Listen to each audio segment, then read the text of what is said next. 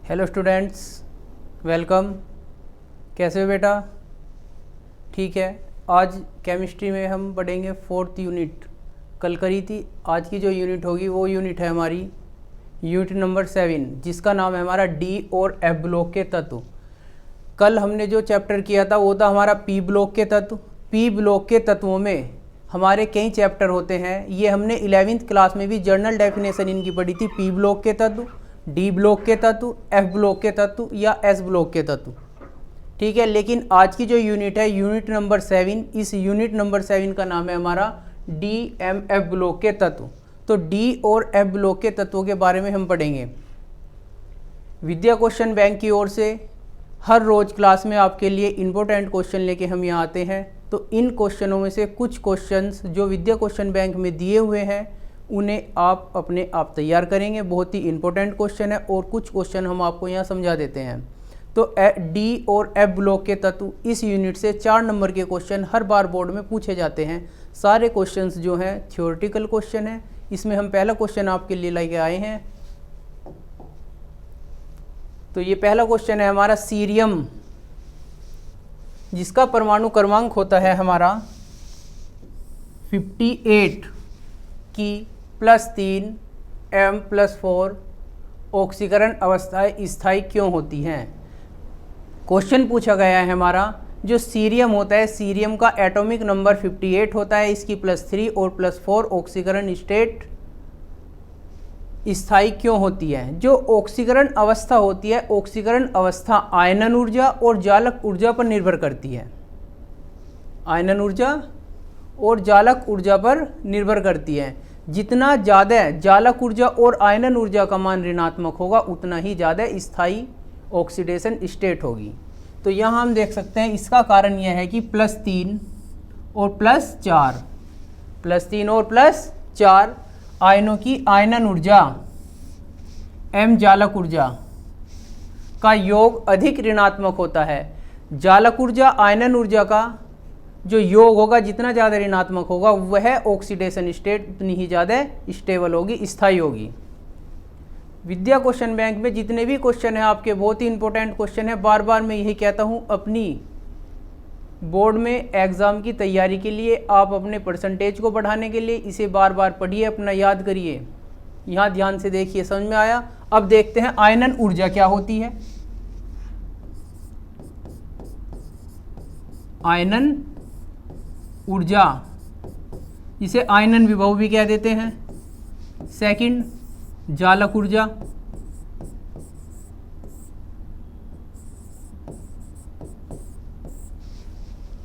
जालक ऊर्जा, जलयोजन ऊर्जा या हाइड्रेशन एनर्जी। आयनन ऊर्जा सबको पता है, आयनन विभव इसे कहते हैं, ये आपको बताया भी था। किसी विलयित गैसीय परमाणु के बाह्यतम कोश से एक इलेक्ट्रॉन निकालने में जितनी ऊर्जा की जरूरत होती है वह ऊर्जा उसकी आयनन ऊर्जा कहलाती है। लूजली बॉन्ड जो इलेक्ट्रॉन होगा उसे निकालने में जो ऊर्जा लगेगी आयनन ऊर्जा कहलाती है। ऐसे जलयोजन ऊर्जा है। आयनों को जल में जब हम घोलते हैं, जब आयनों को जल में घोला जाता है, जल में अगर हम आयनों को घोलेंगे तो आयन जल से अटैच हो जाते हैं, जुड़ जाते हैं। तो उसमें जो ऊर्जा लगती है वो हमारी ऊर्जा जलयोजन ऊर्जा कहलाती है। तो जलयोजन ऊर्जा और आयनन ऊर्जा, ठीक है, डेफिनेशन दोनों की है। जलयोजन ऊर्जा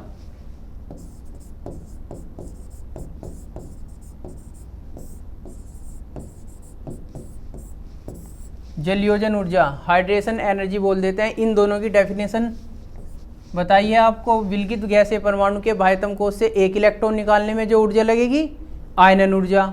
आयनों को जल में घोलने पर जितनी ऊर्जा लगती है वो ऊर्जा जलयोजन ऊर्जा। बिल्कुल सही, ठीक है। चलो तो आगे देखते हैं।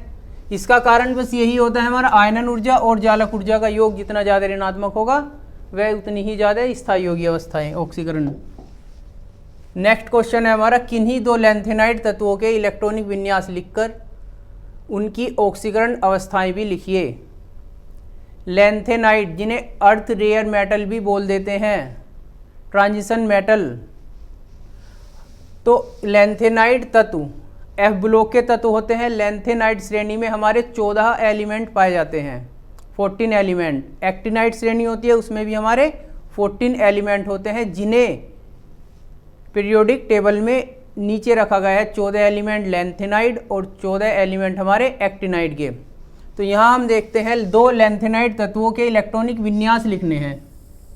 इलेक्ट्रॉनिक कॉन्फ़िगरेशन लिखकर कि ऑक्सीकरण अवस्थाएं भी लिखिए। तो यहाँ हम देख सकते हैं सीरियम का एटॉमिक नंबर होता है 58, एटॉमिक नंबर 58। इटर्बियम सेकंड एलिमेंट दे रखा है हमारा इटर्बियम, जिसका एटॉमिक नंबर होता है हमारा 70। तो इनका जो इलेक्ट्रॉनिक कॉन्फ़िगरेशन होगा वो होता है हमारा XE जीनोन 4 F1 5D1 और 6S2। इसी प्रकार इटर्बियम का होता है हमारा XE जीनोन 4F14 और 6S2। यहाँ जो जीनोन हमारा दिया गया है, जीनोन ये एक एक्रिया गैस है जो हमारी शून्य समूह में रखी गई है और इसका इलेक्ट्रॉनिक विन्यास होता है हमारा XE इजिकल टू 54।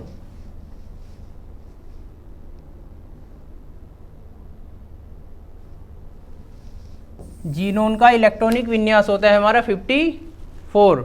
तो इनका इलेक्ट्रॉनिक विन्यास जीनोन सबको पता है, जीनोन एक्रिया गैस है जो हमारा शून्य समूह में रखा गया है तो एलिमेंट, तो इसलिए इसके आउटर सेल में फुलफिल होंगे। तो आगे के जो इलेक्ट्रॉन होंगे हमारे 4F 5D और 6S2 में होंगे। इसी प्रकार इसमें हमारे 4F में 14 और 6S में 2 इलेक्ट्रॉन होंगे। अब आती है oxidation number. Oxidation number cerium और हमारे इटर्बियम का क्या होगा? तो सीरियम और इटर्बियम दोनों ही हमारे थर्ड ग्रुप के एलिमेंट है, इसलिए इनकी ऑक्सीडेशन नंबर जो होगा +3 होगी, +3। Oxidation state is equal to +3, oxidation state is equal to +3। But +3 तो ऑक्सीडेशन स्टेट होगी, लेकिन और भी ज़्यादा स्टेट होगी इसकी ऑक्सीडेशन, यानी एक से ज़्यादा ऑक्सीकरण अवस्थाएं प्रदर्शित करते हैं डी ब्लॉक के तत्व और एफ ब्लॉक के तत्व, जिन्हें बोलते हैं परिवर्ती ऑक्सीकरण अवस्था। अब क्या होगा? डी एलिमेंट है हमारे, तो ये जो होता है हमारा एफ की यहाँ दिखाई गई है देखो 3 और 4। इसी तरह हमारा इटर्बियम की दिखाई गई हैं 2 और 3। कैसे होती है? 3 का बता दिया आपको कारण, थर्ड एलिमेंट में होने के कारण दोनों ही +3 ऑक्सीडेशन स्टेट प्रदर्शित करेंगे। लेकिन जो हमारा सीरियम है वो 4 भी ऑक्सीकरण अवस्था प्रदर्शित करता है। कैसे करता है? क्योंकि ये जो होता है हमारा 4F और 5D, इनकी एनर्जी इक्वल होती है। एनर्जी इक्वल होने का क्या कारण होता है? N+L rule. N+L रूल आपको बताया था, तो N+L रूल के अकॉर्डिंग इसकी एनर्जी 4F की और 5D की इक्वल होने के कारण इलेक्ट्रॉन इससे 4F से 5D में और 5D से 4F में जा सकते हैं। तो जब हमारे इलेक्ट्रॉन 5D से F में जाएंगे तो ये इलेक्ट्रॉनिक कॉन्फ़िगरेशन हो जाएगा हमारा 4F2 5D0 और 6S2।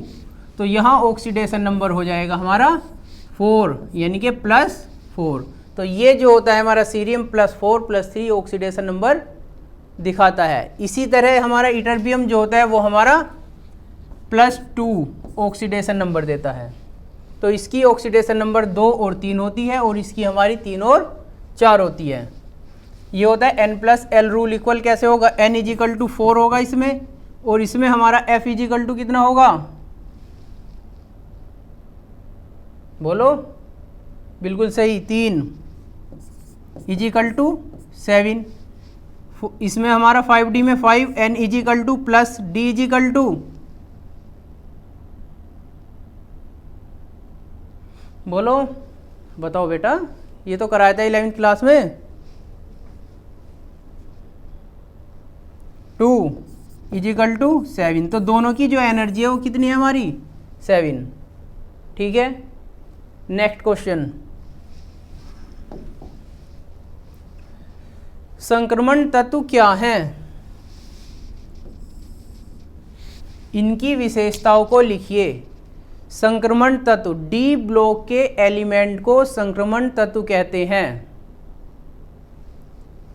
वे तत्व जिनके अंतिम इलेक्ट्रॉन आउटर सेल से पहले डी उपकोष में प्रवेश करते हैं, डी ब्लॉक के तत्व कहलाते हैं। और इनका जो सामान्य इलेक्ट्रॉनिक विन्यास होता है n-1 D12 10 होता है। डी ब्लॉक के तत्वों का इलेक्ट्रॉनिक विन्यास n-1 D12 10 इलेक्ट्रॉन होता है। ये आप सबको पता है। s में अधिकतम 2 इलेक्ट्रॉन, p में अधिकतम 6 इलेक्ट्रॉन, d में अधिकतम 10 इलेक्ट्रॉन और हमारा f में इजिकल टू 14 इलेक्ट्रॉन। अधिकतम इलेक्ट्रॉनों की संख्या ये होती है। तो n is equal to n-1 D12 10, ये इनका सामान्य इलेक्ट्रॉनिक विन्यास होता है। जिन तत्वों के अंतिम इलेक्ट्रॉन डी उपकोष में प्रवेश करते हैं डी ब्लॉक के तत्व कहलाते हैं। बिल्कुल सही,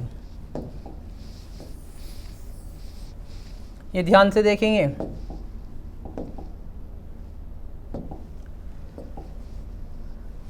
देखो संक्रमण तत्व क्या होते हैं। वे तत्व जिनमें अंतिम इलेक्ट्रॉन बाह्यतम कोष से पहले वाले कोष के 5d कक्षकों में से किसी भी एक कक्ष में प्रवेश करता है। डी में हमारे 5 कक्षक होते हैं, उनमें से किसी भी एक में प्रवेश करेगा। यानी कि 1 से 10 तक कितने भी इलेक्ट्रॉन डी उपकोष में हो, बाह्यतम से पहले कोष में, यानी n-1। यदि हमारा n-1 देखो D1 to 10, यदि हमारा बाह्यतम कोष 6 है, बाह्यतम कोष 6 है, यानी कि n बराबर 6 - 1, तो इजिकल टू क्या हो जाएगा D1 से 10, यानी कि 5d में 1 से 10 इलेक्ट्रॉन। और d में होते हैं 5 कक्षक हमारे, पता है 5 कक्षक सभी को। ये होते हैं, देखो भाई ये ही तो 5 हैं, 4 5, 1 2 3 4 5, 5 में 10 इलेक्ट्रॉन भरे जा सकते हैं। एक कक्षक में अधिकतम 2 इलेक्ट्रॉन, 2, एक में अधिकतम 2 इलेक्ट्रॉन, 5 में अधिकतम 10 इलेक्ट्रॉन। डी कक्षकों में से किसी भी एक कक्ष में प्रवेश करता है डी ब्लॉक के तत्व कहलाते हैं। इनमें विभेदी इलेक्ट्रॉन n-1 डी कक्षक में प्रवेश करता है, जो आपको बताया है अभी।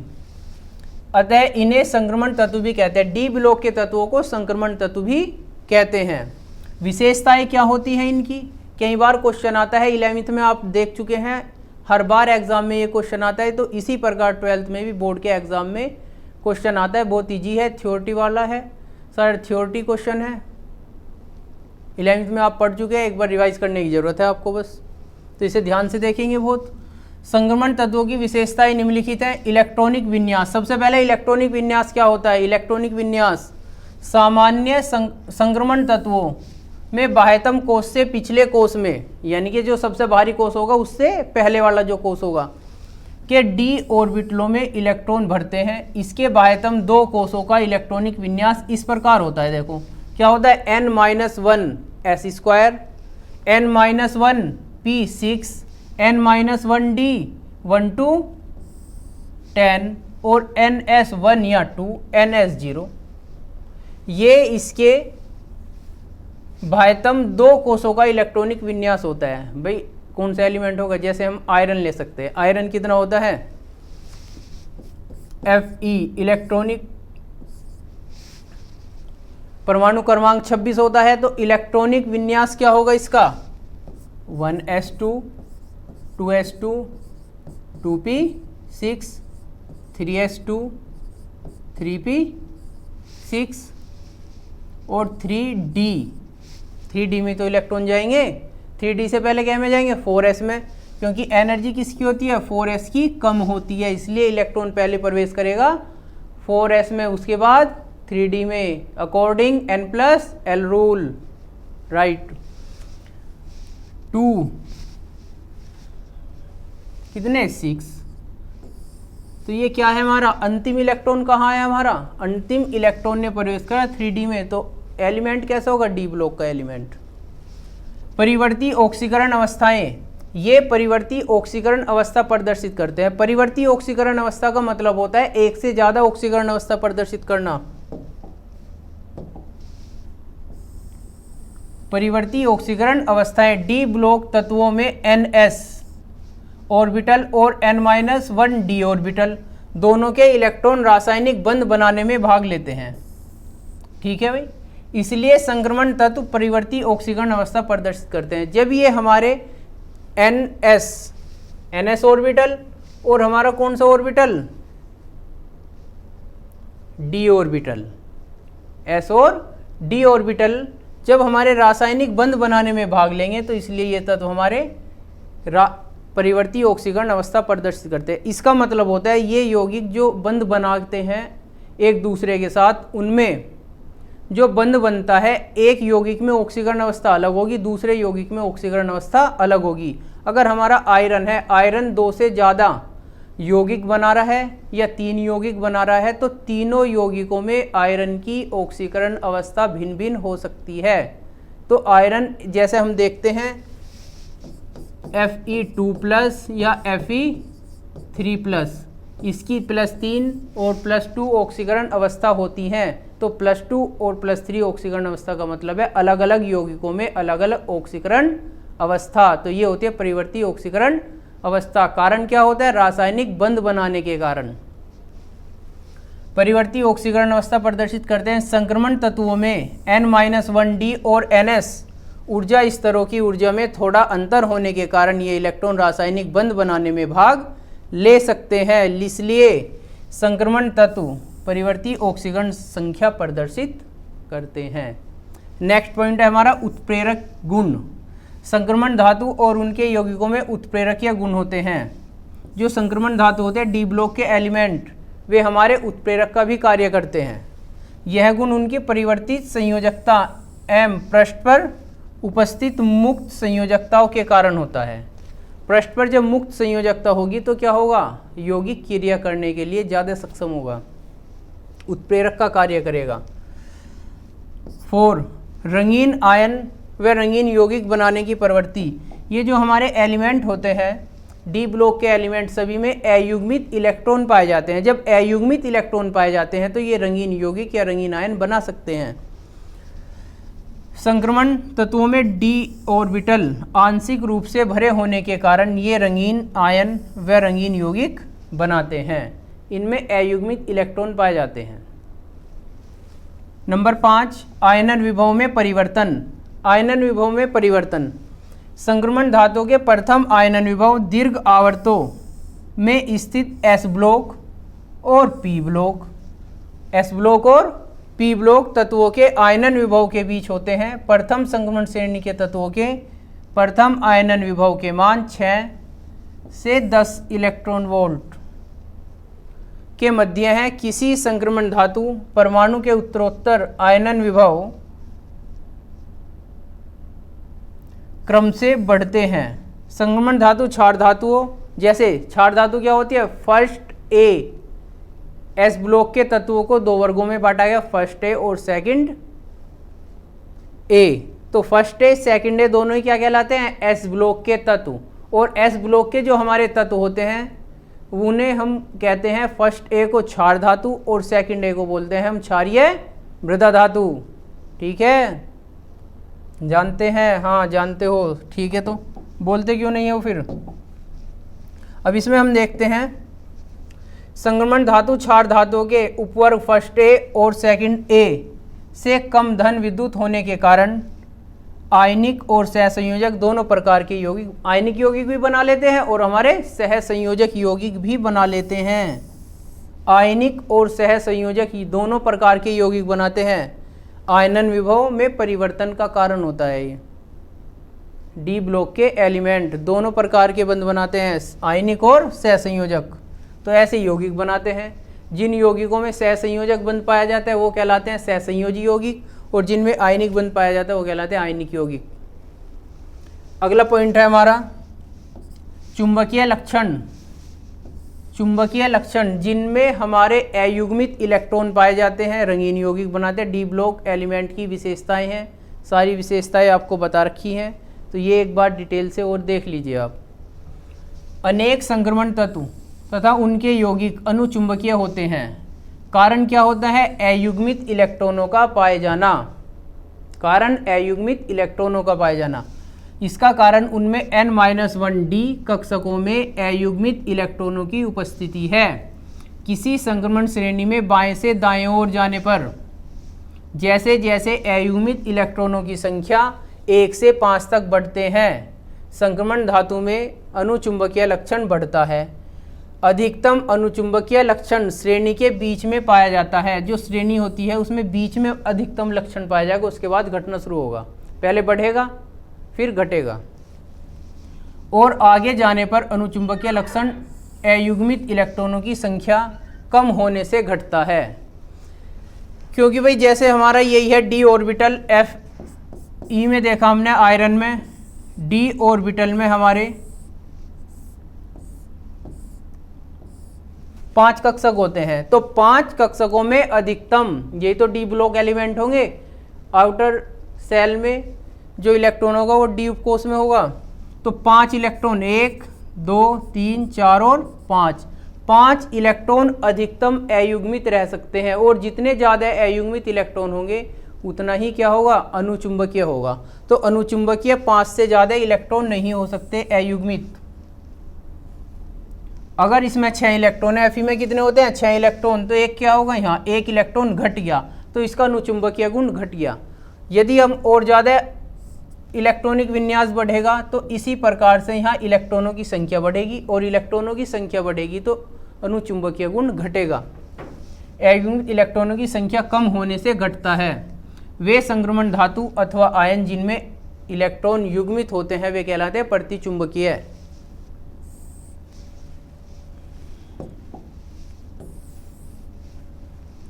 जिनमें सभी अयुग्मित इलेक्ट्रॉन पाए जाते हैं वो हमारे प्रतिचुंबकीय होते हैं, और जिनमें अयुग्मित इलेक्ट्रॉन पाए जाते हैं 1 या 1 से ज़्यादा वो कहलाते हैं हमारे अनुचुंबकीय।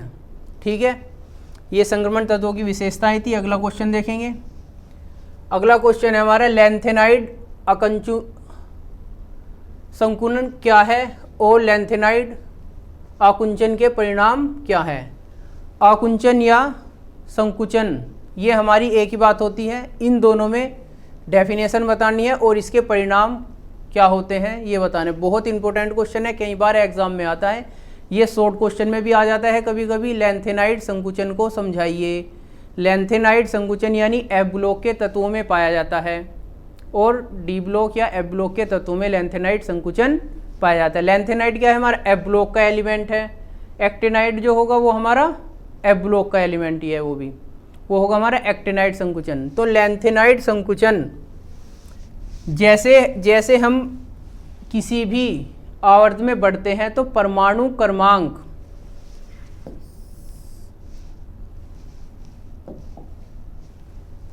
किसी भी आवर्त में बाएं से दाएं ओर जाने पर, आवर्त में बाएं से दाएं ओर जाते हैं जब,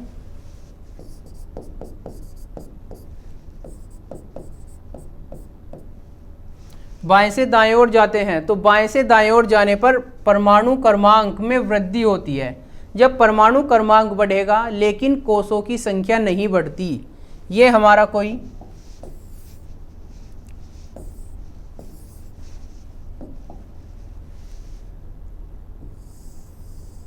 ये हमारा परमाणु है। परमाणु के कोषों की संख्या नहीं बढ़ेगी, ये कोष है इसमें, तो कोषों की संख्या नहीं बढ़ेगी, केवल इलेक्ट्रॉनों की संख्या बढ़ेगी। तो जब इलेक्ट्रॉनों की संख्या बढ़ेगी तो नाभिक पर जो प्रभाव होगा, नाभिक का प्रभाव बढ़ेगा। अगर कोषों की संख्या बढ़ती है, इलेक्ट्रॉनों की संख्या बढ़ती है तो नाभिक का प्रभाव नहीं बढ़ता। लेकिन नाभिक का प्रभाव कब बढ़ता है? जब कोषों की संख्या नहीं बढ़ती और इलेक्ट्रॉनों की संख्या बढ़ती है। तो इलेक्ट्रॉनों की संख्या बढ़ेगी यानी परमाणु क्रमांक बढ़ेगा। आवर्त में बाएं से दाएं ओर जाने पर परमाणु क्रमांक बढ़ता है। परमाणु क्रमांक बढ़ने के कारण इलेक्ट्रॉन और जो नाभिक का आकर्षण होता है वो अधिक हो जाता है। इलेक्ट्रॉन और नाभिक का आकर्षण अधिक होने के कारण ये आकार हमारा कुछ कम हो जाता है। जब ये कुछ कम होगा इसे बोलते हैं संकुचन। क्योंकि जो नाभिकीय आवेश होता है, नाभिकीय प्रभाव के कारण ये इसे अपनी ओर को, इलेक्ट्रॉनों को आकर्षित करेगा। जब अपनी ओर आकर्षित करेगा तो क्या होगा, आकार में कमी होगी। जब आकार में कमी होगी तो इसे बोलते हैं हम लैंथेनाइड संकुचन। ध्यान से देखेंगे इसे और। लैंथेनाइड श्रेणी में परमाणु क्रमांक बढ़ने पर परमाणु तथा आयनिक त्रिज्याएं एक तत्व से दूसरे तत्व तक घटती हैं। त्रिज्याएं तो घटेगी भाई, ये भी जब हमारा ये बढ़ेगा नाभिक का, परमाणु नाभिक बढ़ेगा, परमाणु का नाभिक, तो क्या होगा, त्रिज्या घट जाएगी। एक तत्व से दूसरे तत्व तक घटती है, परंतु यह कमी अत्यंत कम होती है, बहुत ही कम होती है। उदाहरण के तौर पर हम देख सकते हैं, जैसे सीरियम है, Ce से ल्यूटीशियम तक जाने पर परमाणु त्रिज्या 183 pm से 173 pm तक घट जाती है और यह कमी केवल 10 pm है। क्या है, शून्य है, मतलब थोड़ी बहुत ही कमी है। इसी प्रकार सीरियम आयन जो होता है हमारा, Ce3+ आयन से Lu3+ आयन बनने पर, आयन तक जाने पर आयनिक त्रिज्या 103 pm से घटकर 85 pm रह जाती है तथा यह कमी केवल 18 pm है। अतः परमाणु क्रमांक में 14 की वृद्धि के लिए परमाणुिक आयनिक त्रिज्याओं में होने वाली कमी अत्यंत कम है। यह कमी अन्य वर्गों तथा आवर्तों के तत्वों की तुलना में कम है। अब देखते हैं सारणी लैंथेनम और हमारे लैंथेनाइडों के परमाणुिक तथा आयनिक त्रिज्याओं में परिवर्तन। ये हमारे तत्व हैं, लैंथेनाइड तत्व। तो लैंथेनाइड तत्व जो हमारे दिए गए हैं, ये इनकी त्रिज्याएं हैं और ये हमारी त्रिज्याएं हैं आयन की। तो आयन की और इनकी त्रिज्याओं में हम यहाँ आराम से कमी देख सकते हैं। ये है 187 और यहाँ है हमारी 106। यहाँ की जो हमारी त्रिज्या है वो कितनी है, त्रिज्या है हमारी 183 और यह है हमारी 103। तो इनकी त्रिज्याओं में कमी होती है। कब आयन बनता है, जब आयन बनेगा तो इलेक्ट्रॉन का त्याग करेगा, इलेक्ट्रॉनों का त्याग करेगा तो त्रिज्या क्या हो जाएगी, आकार घट जाएगा। धन आयन बनने पर आकार घट जाता है। लैंथेनाइड तत्वों में परमाणु क्रमांक बढ़ने पर उनके परमाणु तथा आयनिक आकारों में होने वाली स्थिर कमी लैंथेनाइड आकुंचन कहलाती है। यह संकुचन, यही तो आपको बताया था, परमाणु क्रमांक बढ़ने पर उनके आकार में परमाणु त्रिज्या में जो कमी होती है वो कमी लैंथेनाइड संकुचन कहलाती है। क्यों होती है, क्योंकि नाभिकीय प्रभाव बढ़ता है तो वो इलेक्ट्रॉनों को अपनी ओर आकर्षित कर लेता है। त्रिसंयोजी लैंथेनाइड जिनकी संयोजकता 3 होती है वो कहलाते हैं त्रिसंयोजी। त्रिसंयोजी लैंथेनाइड की आयनिक त्रिज्याओं में कमी हम डायग्राम में देख सकते हैं। ये विद्या क्वेश्चन बैंक में डायग्राम आपका दिखाया गया है, उस ग्राफ के द्वारा लैंथेनाइड संकुचन की त्रिज्याओं में जो कमी है वो आप देख लेंगे। ठीक है, अगला देखते हैं लैंथेनाइड संकुचन का कारण, आकुंचन या संकुचन। ठीक है, संकुचन का कारण होता क्या है, ये देखिए इस चित्र में देखेंगे।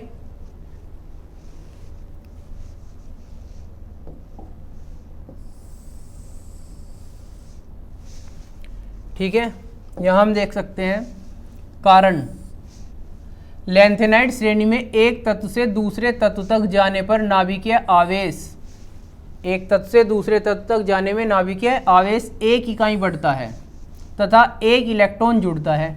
जब 1 इकाई बढ़ेगा तो 1 इलेक्ट्रॉन जुड़ जाता है। ये नए इलेक्ट्रॉन समानांतर 4f उपकोष में जुड़ते हैं। जितने भी नए इलेक्ट्रॉन जुड़ेंगे वो कहाँ जुड़ेंगे, हमारे 4f उपकोष में। यद्यपि एक 4f इलेक्ट्रॉन दूसरे 4f इलेक्ट्रॉन पर परिरक्षण प्रभाव नाभिकीय आवेश से f कक्षकों के अत्यंत विस्तृत आकार के कारण कम होता है। जितना ज़्यादा आकार बढ़ेगा तो वो क्या हो जाएगा, कम हो जाएगा। यद्यपि नाभिकीय आवेश प्रत्येक पद पर 1 इकाई बढ़ जाता है, इसलिए परमाणु क्रमांक तथा नाभिकीय आवेश बढ़ने पर प्रत्येक 4f इलेक्ट्रॉन द्वारा अनुभव किए जाने वाला प्रभावी नाभिकीय आवेश बढ़ जाता है। 4f इलेक्ट्रॉन द्वारा क्या होगा, नाभिकीय आवेश बढ़ेगा। प्रभावी नाभिकीय आवेश जब हमारा बढ़ता है, परिणाम स्वरूप 4f इलेक्ट्रॉन कोष प्रत्येक तत्व से जुड़ने पर आकुंचित परमाणु क्रमांक बढ़ने पर लैंथेनाइडों के आकार में नियमित कमी पाई जाती है। हाँ, इसका मतलब कमी पाई जाती है। क्रमिक अपचयनों का योग कुल लैंथेनाइड संकुचन देता है। यहाँ देख सकते हैं, ये है हमारे ion La3+ ion, C+3 ion. तो क्या हो रहा है, ये हमारी इनके परमाणु क्रमांक हैं, तो क्या हो रहे हैं, घट रहे हैं। आगे देखेंगे इसमें,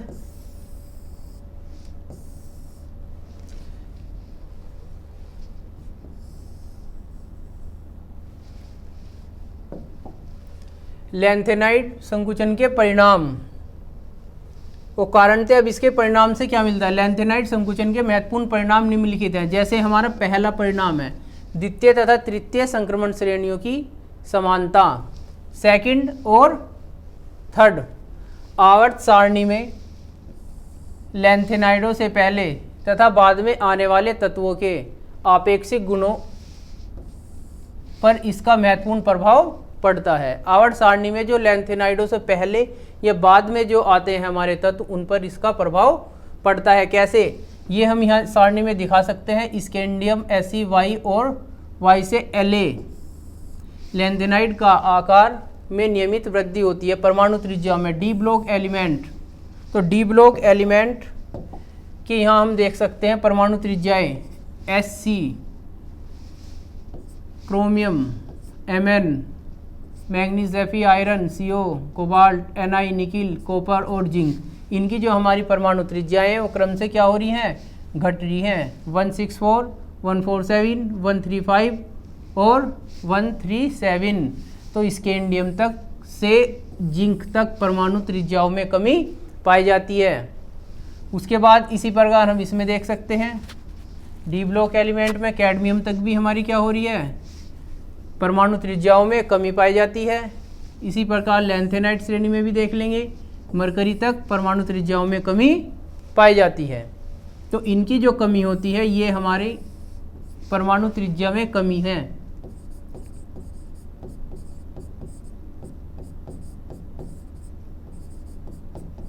परमाणु त्रिज्या में कमी, ठीक है।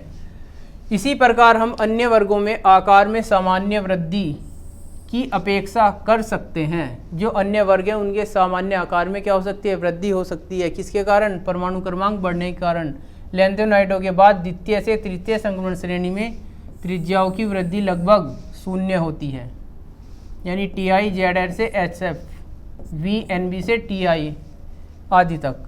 तत्वों के जो युग्म होते हैं हमारे, ये जोड़े दिखाए गए हैं Zr और HF का, Zr का और HF का जो हमारा युग्म दिखाए गए हैं NB Ta का, MO और W, यानी कि टंगस्टन होता है, ध्यान रखना इसे। आदि के आकार समान होते हैं, ये लगभग बराबर होते हैं इनके आकार। इन युग्म, ये जो युग्म यहाँ दिए हुए हैं, इन युग्मों के आकार लगभग समान होते हैं, जो अंतर होता है बहुत ही कम होता है। इन तत्वों के गुण भी समान होते हैं। अतः लैंथेनाइड आकुंचन के परिणाम स्वरूप द्वितीय और तृतीय श्रेणी के तत्व प्रथम, द्वितीय और संक्रमण श्रेणियों के तत्वों की तुलना में परस्पर अत्यधिक समानता रखते हैं। दूसरे और तीसरे जो आवर्त के तत्व होते हैं वे हमारे क्या करते हैं, समानता प्रदर्शित करते हैं। लैंथेनाइडों में समानता क्या पाई जाती है, लैंथेनाइडों की त्रिज्याओं में अत्यंत अल्प परिवर्तन के कारण इनके रासायनिक गुण लगभग समान होते हैं, क्योंकि जो अंतर होता है बहुत ही कम होता है, ना के बराबर।